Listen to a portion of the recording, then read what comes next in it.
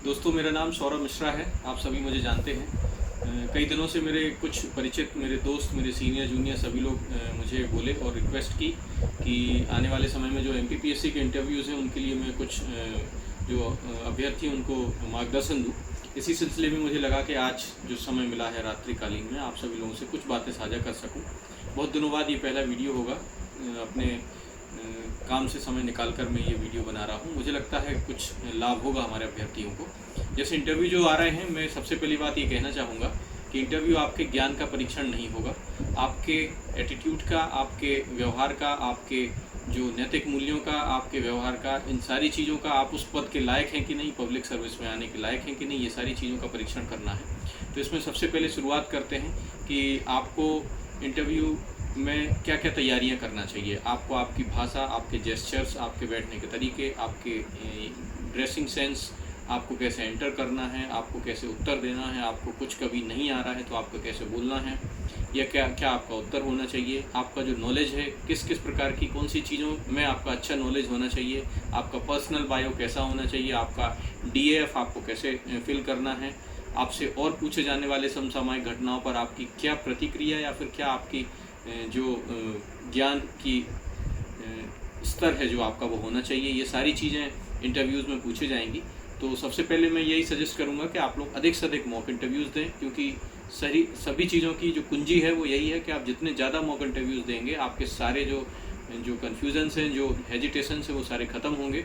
Mock interviews दें और बिना तैयारी के मॉक इंटरव्यू दें, अधिक से अधिक मॉक इंटरव्यू दें। आज आप बात करेंगे पर्सनल बायो पे।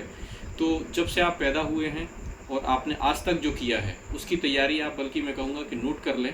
आप जहाँ पैदा हुए हैं, जब पैदा हुए हैं, जो आपने स्कूलिंग की है, उसके बाद ग्रेजुएशन, पोस्ट ग्रेजुएशन की है, जहाँ जहाँ आप रहे हैं उन शहरों के बारे में, उन जगहों के बारे में, जो आपके समय रहे हैं, आपकी जन्मतिथि रही है, वो किसी विशेष व्यक्तित्व के जन्मतिथि से मैच करती है, या कोई दिवस होता है, या फिर कोई घटना घटी हो उस समय, उस काल में, उन तिथियों में, इन सभी का आपको नॉलेज होना चाहिए।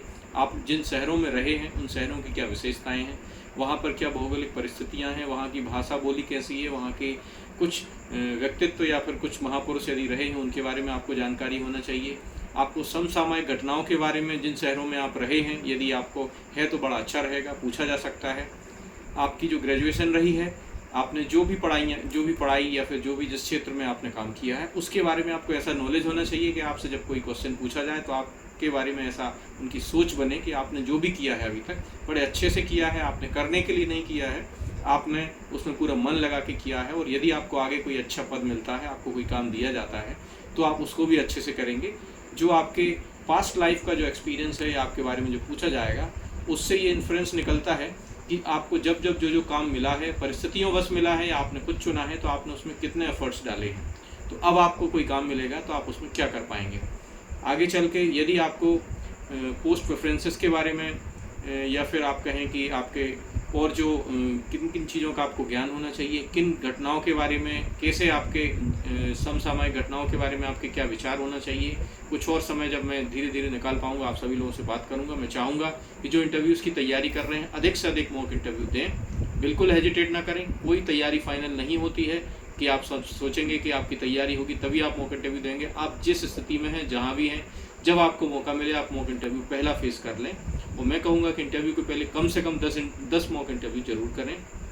आप खुश मिजाज होकर अपनी पूरी मौलिकता के साथ इंटरव्यू दीजिए, और जो आपका जो असली इंटरव्यू रहेगा उसमें भी अपनी मौलिकता का परिचय दें।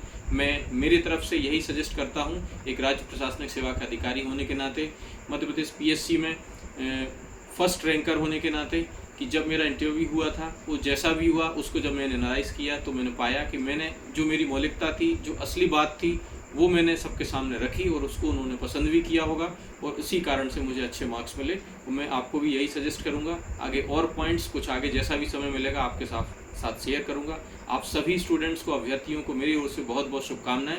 यदि किसी को कुछ पूछना है तो मुझे या मेरे कोई भी किसी भी माध्यम से आप मुझसे संपर्क भी कर सकते हैं। जब मुझे समय मिलेगा मैं आपको उत्तर दूंगा और आपकी समस्याओं का समाधान या आपके प्रश्नों के उत्तर देने की कोशिश करूँगा। बहुत बहुत धन्यवाद।